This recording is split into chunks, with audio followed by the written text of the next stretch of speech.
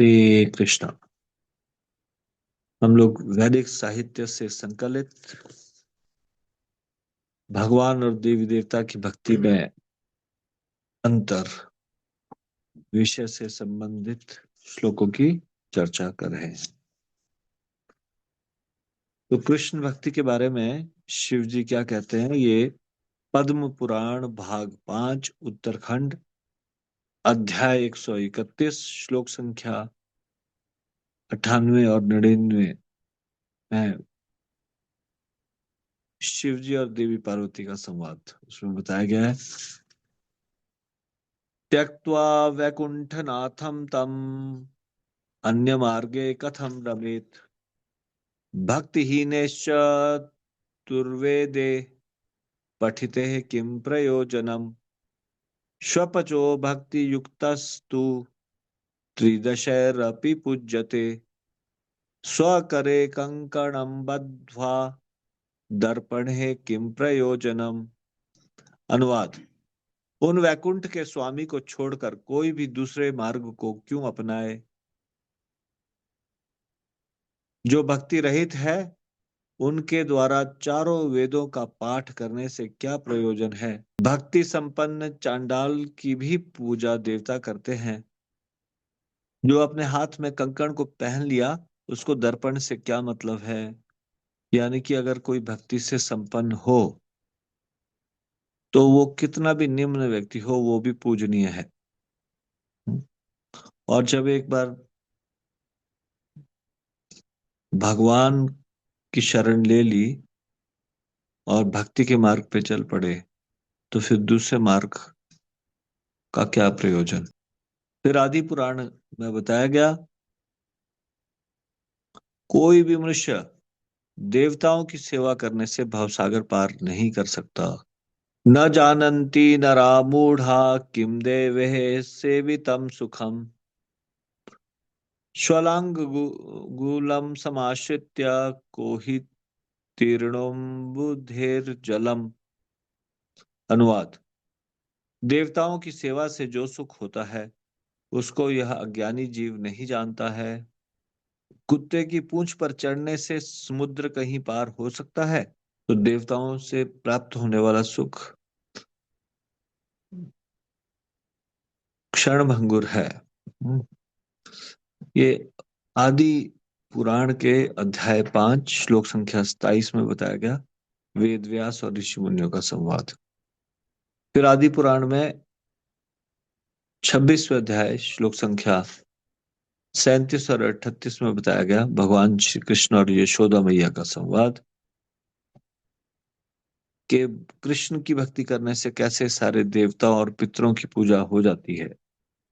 मयि प्रपूज्यते देवाः पितरश्चैव पूजिताः यथा सिक्ते वृक्षमूले पत्रशाखादिसेचनम् तथा मैं पूजनेव जाते सर्वेषां पूजनं भवेत् न भक्ता भक्तिमन्तोऽपि ये अन्य देवार्चने रतः। मेरी पूजा करने पर संपूर्ण देवता और पितरों की पूजा हो जाती है। वृक्ष की जड़ में जल डालने से जिस प्रकार संपूर्ण शाखा सिंच जाती है, मेरी पूजा करने से भी वैसे ही सबकी पूजा हो जाती है। और जो लोग मुझे छोड़कर अन्य देवताओं की पूजा करते हैं वे भक्ति करने पर भी भक्त नहीं हो सकते। तो श्रीमद् भागवतम में भी यही बात बताई गई, वही चीज यहाँ पे भी बताई गई है। तो कृष्ण भक्ति करने वाले मनुष्यों की प्रशंसा देवता भी करते हैं। शिव वामन पुराण में बताया गया है अध्याय 93 श्लोक संख्या 75 प्रहलाद महाराज और बलि महाराज का संवाद।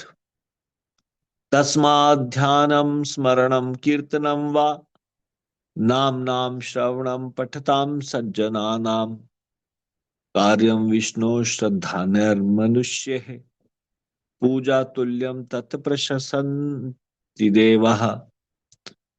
अनुवाद: अतः श्रद्धाशील मनुष्य को विष्णु का ध्यान, स्मरण, कीर्तन अथवा पाठ करने वाले मनुष्यों से विष्णु के नामों का श्रवण करना चाहिए।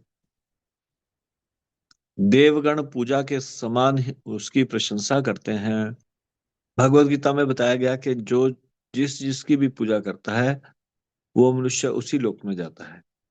यान्ति देवृता देवान, पितॄन् यान्ति पितृव्रता, भूतानि यान्ति भूतेज्या, यान्ति मद्या जनो अपि माम।